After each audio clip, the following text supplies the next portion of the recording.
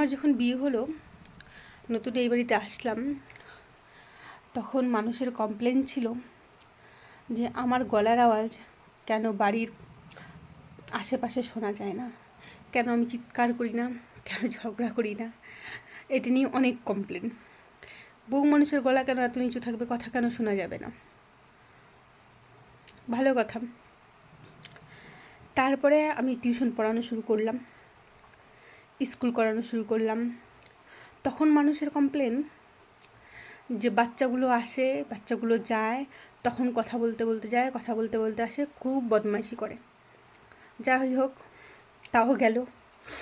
তারপরে যখন আমি আদারলিংয়ের কাজ শুরু করলাম, তখন মানুষের সমস্যা হলো যে আমি সকালবেলা খাওয়া দাওয়া রান্নাবান্না করে চলে যাই, বিকাল নাই, রাত নাই, দুপুর নেই, কোনো টাইমিংয়ে ঠিক থাকে না। যদিও হাজব্যান্ডের সঙ্গে যাই, হাজব্যান্ডের সঙ্গে আসি, তাতেও তাদের কটূক্তির শেষ নেই। কি অদ্ভুত। সেটাও গেল। তারপরে আমি মার্কেটিংয়ের জব শুরু করলাম।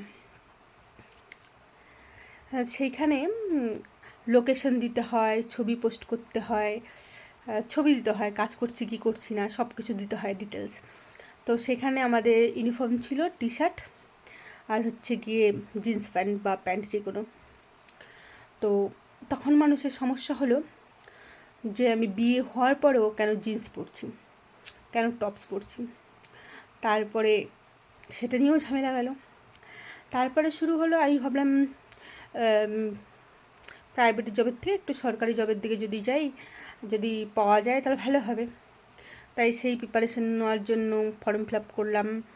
তারপরে দৌড়ানোর ব্যাপার থাকে, তাই সকাল সকাল হাজব্যান্ডের সঙ্গেই দৌড়াতে যেতাম।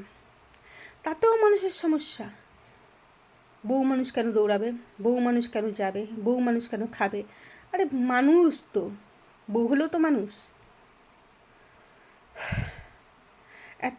এত কিছুর পর যখন আমার এখন শরীরটা খুব খারাপ, ডাক্তার আমাকে বেড রেস্ট নিতে বলছে,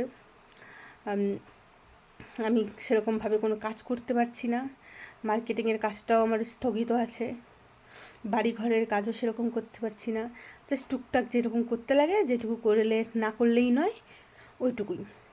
আমার বাড়ির লোকের সমস্যা নেই তাতে, আমার হাজব্যান্ডেরও সমস্যা নেই, কিন্তু কিছু মানুষ আছে তাদের সমস্যা ওই আগে থেকে এখন পর্যন্ত শেষ আর হচ্ছে না। মানে বিয়ে করা মানে কি, নিজের জীবনকে গিরবি দিয়ে দেওয়া? সে নিজস্বভাবে কোনোভাবে চলাফেরা করতে পারবে না, খাওয়া দাওয়া করতে পারবে না, হাঁটাহাঁটি করতে পারবে না, কোনো কাজ করলে সেটাও করতে পারবে না।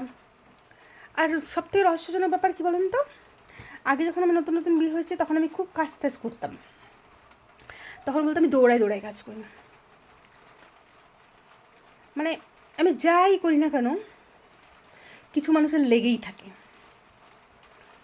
এত বাজে মানুষ না, আর বলার বাইরে। এখন যে ভিডিও করছি তাতেও কারো কারো ফাটে।